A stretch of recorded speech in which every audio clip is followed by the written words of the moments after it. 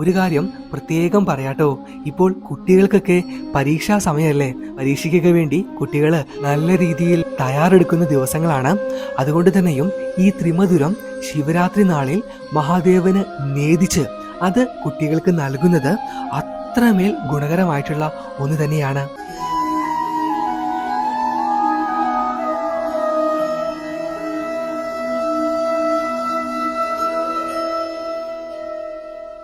ശ്രേഷ്ഠ വചനങ്ങൾ ഭാഗം 96. ചെയ്യുന്ന തെറ്റിനേക്കാൾ വലിയ പാപമാണ് അതേക്കുറിച്ച് വീണ്ടും വിചാരമില്ലാതെ ഇരിക്കുക എന്നത്. ഹരേ കൃഷ്ണ. നമസ്കാരം.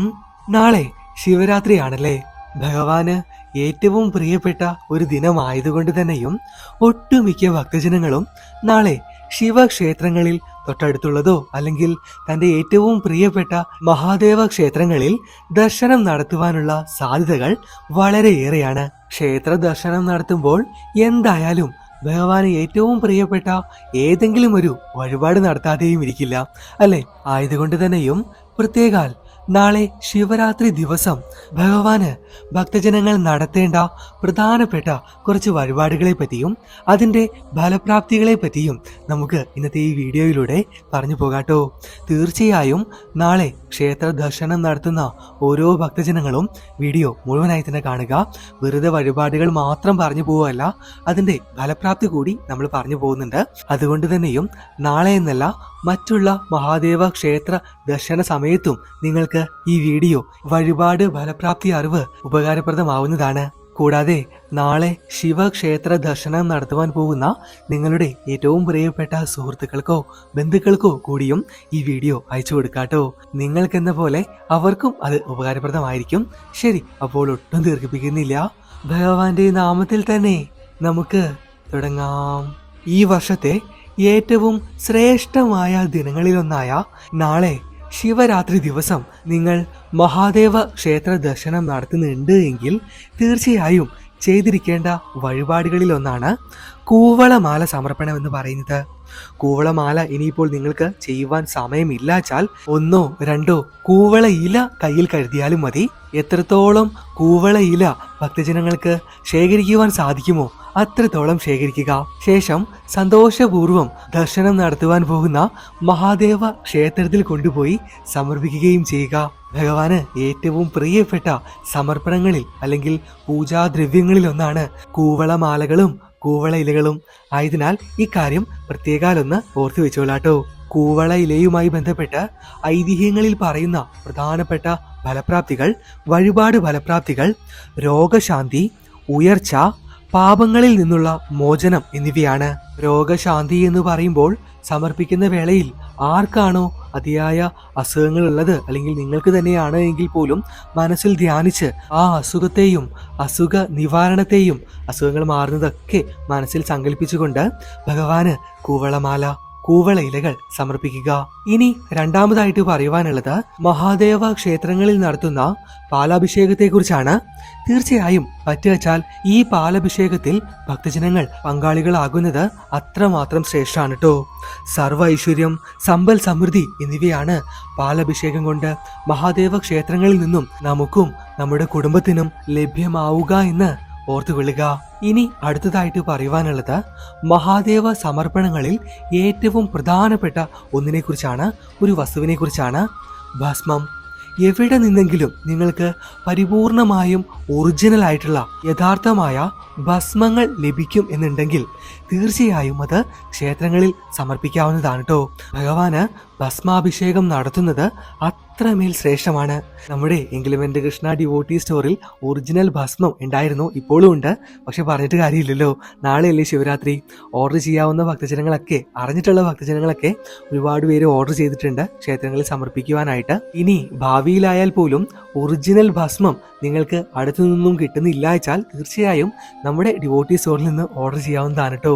രുദ്രാക്ഷ മാലകൾ ഉൾപ്പെടെ നമുക്ക് അവൈലബിൾ ആണ്. ശരി, അപ്പോൾ അടുത്തു നിന്ന് എവിടെ നിന്നെങ്കിലും ഭസ്മങ്ങൾ, ഒറിജിനൽ ഭസ്മം ലഭിക്കുകയാണ് വെച്ചാൽ തീർച്ചയായും അത് കൊണ്ടുപോയി സമർപ്പിക്കുക.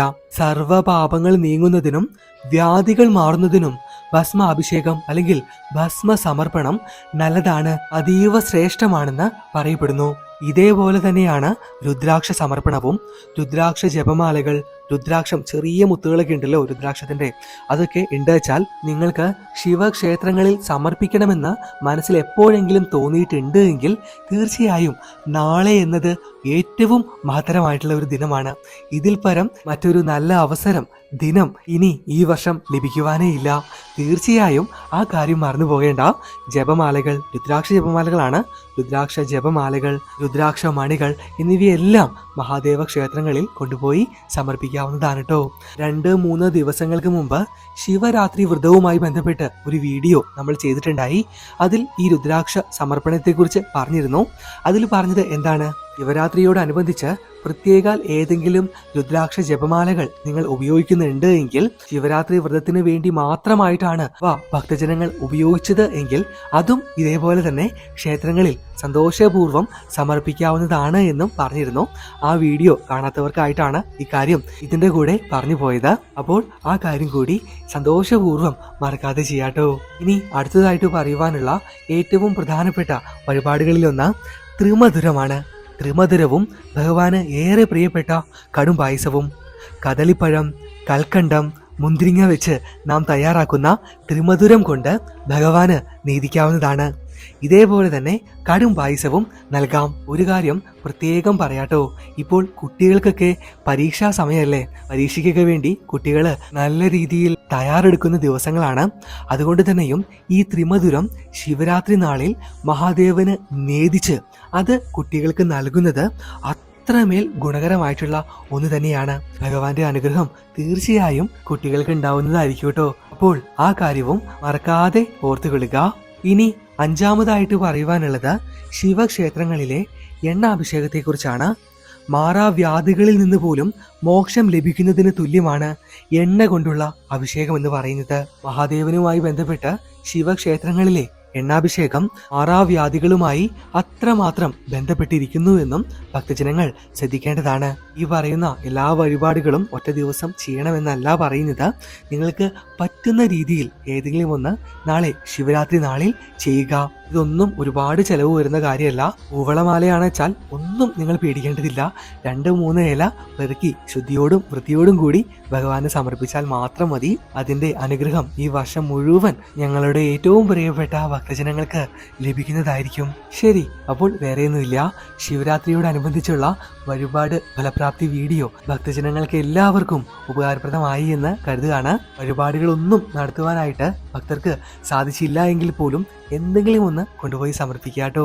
അതിൽ ആദ്യം പറഞ്ഞിട്ടുള്ള ഭസ്മമോ പ്രത്യേക കൂവളമാലയോ രുദ്രാക്ഷ മണികളോ എന്തു തന്നെയായാലും മഹാദേവന് സന്തോഷപൂർവ്വം സമർപ്പിക്കുക. ഇന്നത്തെ ഈ വീഡിയോയെക്കുറിച്ചുള്ള നിങ്ങളുടെ വിലപ്പെട്ട അഭിപ്രായങ്ങൾ അത് എന്ത് തന്നെയായാലും താഴെ കമന്റിൽ രേഖപ്പെടുത്തുവാൻ മറക്കരുത്, മടിക്കരുത്. ശിവരാത്രിയുമായി ബന്ധപ്പെട്ട് കൂടുതൽ വഴിപാടുകൾ നിങ്ങൾക്ക് അറിയാമെങ്കിൽ അതിന്റെ ഫലപ്രാപ്തിയും കൂടെ മനസ്സിലുണ്ടാച്ചാൽ അതും താഴെ എഴുതിക്കൊള്ളുക. അറിയാത്ത ഭക്തജനങ്ങൾക്ക് അത് ഉപകാരപ്രദമായിരിക്കും. ഇനിയിപ്പോൾ ഒന്നും എഴുതുവാൻ അറിയില്ല എങ്കിൽ പോലും മഹാദേവനുമായി ബന്ധപ്പെട്ട നാമങ്ങൾ താഴെ എഴുതിക്കൊള്ളുക. അവസാനമായി ഇന്നത്തെ ഈ വീഡിയോ അത്രമേൽ സന്തോഷത്തോടു കൂടി സ്പോൺസർ ചെയ്തിട്ടുള്ളത് ഗണേശൻ എന്ന നാമധേയത്തിലുള്ള ഒരു ഏട്ടനാണ്. ശിവരാത്രിയോടനുബന്ധിച്ചുള്ള ഏതെങ്കിലും ഒരു വീഡിയോ ചെയ്യണമെന്ന് ഏട്ടൻ പറഞ്ഞിട്ടുണ്ടായിരുന്നു. അതിന് പ്രതിയാണ് ഈ ഒരു വീഡിയോ നമ്മൾ ചെയ്തിട്ടുള്ളത്. എന്താഗ്രഹം പ്രതിയാണോ ഏട്ടനും ഏട്ടന്റെ കുടുംബവും ഇന്നത്തെ ഈ ശ്രേഷ്ഠമായ വിഷയം മറ്റുള്ള ഭക്തജനങ്ങൾക്കായി നൽകിയത് അത് എത്രയും പെട്ടെന്ന് തന്നെ നടക്കട്ടെ എന്നും ഭഗവാന്റെ എല്ലാ അനുഗ്രഹങ്ങളും ഏട്ടനും ഏട്ടന്റെ കുടുംബത്തിനും ഉണ്ടാവട്ടെ എന്നും ഈ വേളയിൽ പ്രാർത്ഥിക്കുന്നു. ശരി, അപ്പോൾ വേറെയൊന്നുമില്ല കേട്ടോ. എത്രയും പെട്ടെന്ന് തന്നെ അടുത്ത ക്ഷേത്ര വീഡിയോകളും ഇതേപോലെയുള്ള കൂടുതൽ അറിവുകളും ഭഗവാന്റെ വഴിപാട് കാര്യങ്ങളൊക്കെ ആയിട്ട് നമുക്ക് കാണാം. ഭഗവാൻ ആ കള്ളക്കണ്ണൻ എല്ലാ ഭക്തജനങ്ങളെയും 2 കൈ നീട്ടി ഈ വേളയിൽ അനുഗ്രഹിക്കട്ടെ എന്ന് പ്രാർത്ഥിച്ചുകൊണ്ട് നിർത്തുകയാണ്. കാണാം, പകലാം. നന്ദി, നമസ്കാരം.